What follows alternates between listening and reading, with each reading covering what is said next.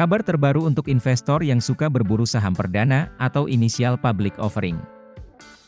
Bursa Efek Indonesia akan kedatangan emiten baru dari badan usaha milik negara. Dua BUMN besar, Grup PTPN dan PT Bio Farma menyiapkan agenda IPO. PT Perkebunan Nusantara III atau PTPN Group selaku induk holding BUMN perkebunan sedang menyelesaikan konsolidasi bisnis dan organisasi. PTPN akan fokus pada bisnis sawit dan gula. Mereka membentuk Palmco sebagai subholding sawit. Palmco meliputi beberapa unit usaha PTPN di sektor sawit dan karet. Kelak, PTPN mengonversi tanaman karet menjadi sawit sebagai bagian dari konsolidasi bisnis tersebut.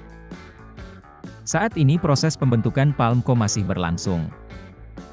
Manajemen menargetkan IPO Palmco di Bursa Efek Indonesia pada kuartal 2 atau 3 tahun 2023.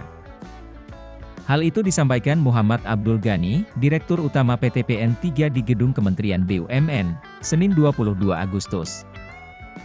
Paling lambat, Palmco terbentuk Oktober 2022, kami masih butuh peraturan pemerintah untuk pembentukan subholding ini, ungkap Ghani. PTPN mengincar dana Rp5 triliun sampai Rp10 triliun dari agenda IPO Palmco. Sejumlah lembaga dari dalam dan luar negeri bakal menjadi penasehat finansial untuk pelaksanaan IPO, misalnya Mandiri Sekuritas dan McKinsey. PTPN akan menggunakan dana hasil IPO untuk pengembangan bisnis Palmco, terutama peningkatan jumlah lahan dan kemampuan produksi. Saat ini, PTPN memiliki lahan perkebunan sawit sekitar 500.000 hektar. Adapun produksi minyak kelapa sawit atau CPO PTPN setara 6% sampai 7% total produksi CPO nasional. Tahun 2030 nanti kami menargetkan bisa memiliki lahan seluas 700.000 hektar, karena ada tambahan lahan dari konversi tanaman karet ke sawit, ungkap Ghani. Dengan tambahan itu, Palmco bisa menjadi perusahaan sawit terbesar di dunia. Sementara induk holding BUMN Farmasi, PT Bio Farma juga membuka opsi IPO. Hal itu disampaikan Direktur Utama Bio Farma, Honesti Bashir. IPO akan terwujud ketika proses spin-off di tubuh Bio Farma rampung. Saat ini Bio Farma memiliki dua fungsi, yakni sebagai induk holding farmasi dan sebagai produsen vaksin. Untuk konsolidasi bisnis, Bio Farma memproses spin-off lini usaha operating atau manufaktur Bio Farma dan membentuknya sebagai entitas baru.